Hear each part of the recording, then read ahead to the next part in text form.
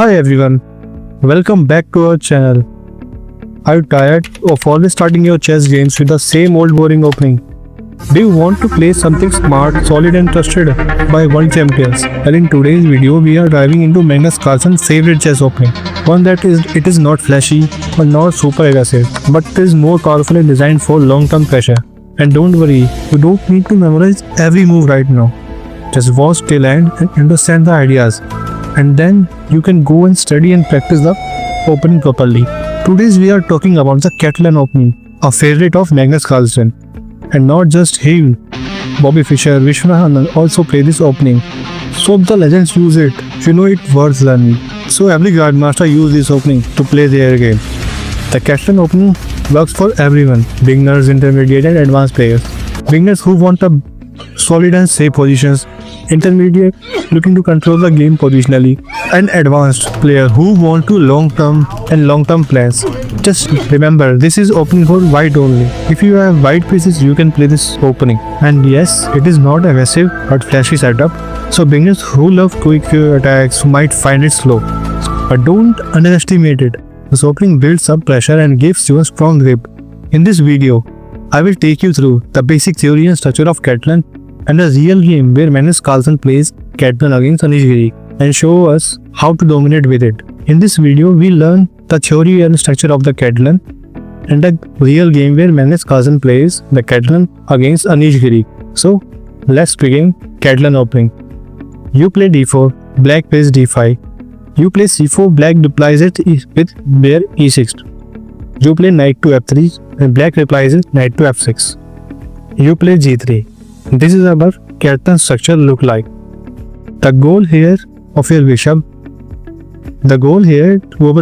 to control this long diagonal. If the opponent capture your pawn, this bishop is directly on this diagonal. If your opponent plays rook to e7, you play rook to g2. You might be wondering what the point putting rook on g2. It is simple. The rook supports the bishop and add pressure on this diagonal. Black ever opens the center and grab the c4 pawn. You look the bishop. Your bishop is suddenly super active. Now here is a trick. Sometimes black will be capture c4 pawn, but good players often refuse to take it because if they grab the pawn, your bishop becomes super active. Now let's look at the real example of Magnus Carlsen versus Anish Giri game. Now here is a match between Magnus Carlsen versus Anish Giri.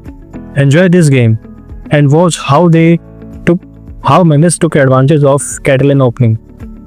He played some weird move, but you can watch and learn how they play the Catalan opening against Anish Giri. So let's watch this video till the end and learn how they do this opening and how they play this Catalan opening. Don't memorize every move. Watch till end this video, and after this video, learn every move by step by step. He play to book move, and after that he play knight to a3. This is not a typical move in this opening, but Magnus play it for a reason. He wants to pressure the bishop on c6 and reposition the knight later.